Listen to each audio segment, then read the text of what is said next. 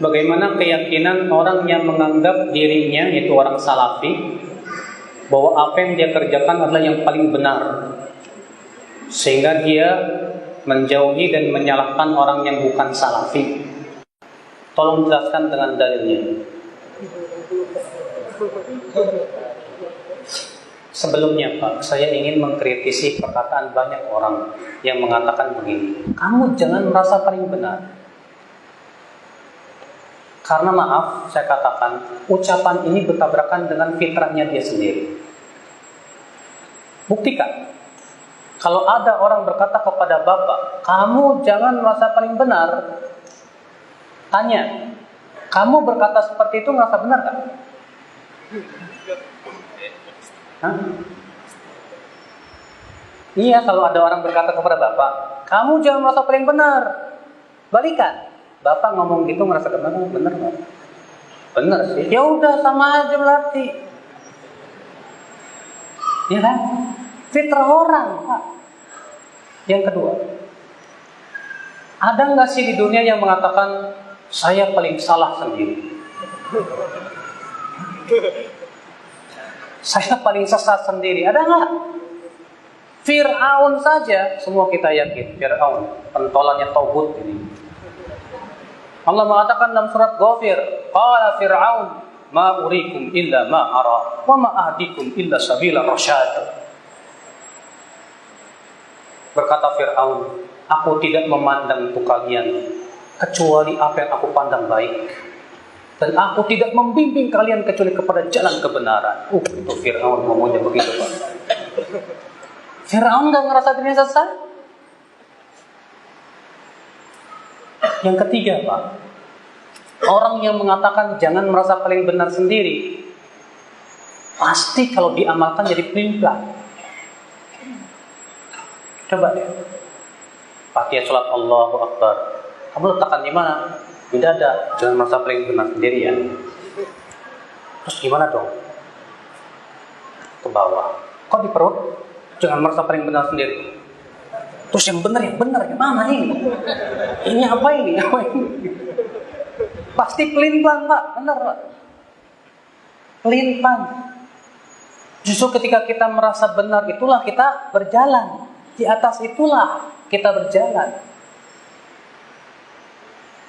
Kalau ada orang merasa paling benar, tapi hujahnya Al-Quran, hadis, ijma, wajib merasa paling benar. Karena Al-Quran, hadis, dan ijma tidak mungkin salah.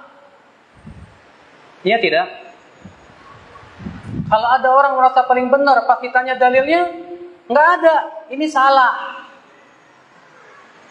Jadi kalau merasa paling benar, karena adanya hujah, dalil yang sangat kuat dari Al-Quran, hadis, dan ijma, boleh, nggak masalah. Bahkan itu harus, Pak. Karena kebenaran yang hanya berasal dari Allah dan Rasul.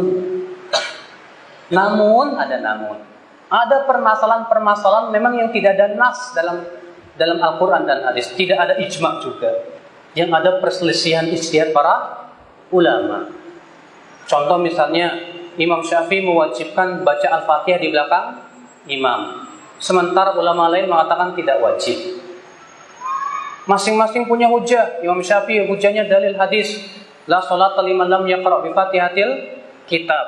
Imam Ahmad berpendapat dengan berdalil dengan ayat, fa idza quri'al Qur'anu fastami'u lahu wa ansitu la'allakum turhamun. Masing-masing punya hujah. Ya sudah, kewajiban kita ikuti saja yang menurut kita kuat tanpa menyesatkan yang lain. Karena itu masalah ijtihadiyah. Kalau masalah ijtihadiyah yang tidak ada nasnya, betul, kita tidak boleh menyesatkan yang lain, tidak boleh. Karena masalah tidak ada nasnya, ya, tidak ada nas yang sorry. Ya. Dan itu pun telah diucapkan oleh para ulama seperti Ibnu Qayyim dan yang lainnya.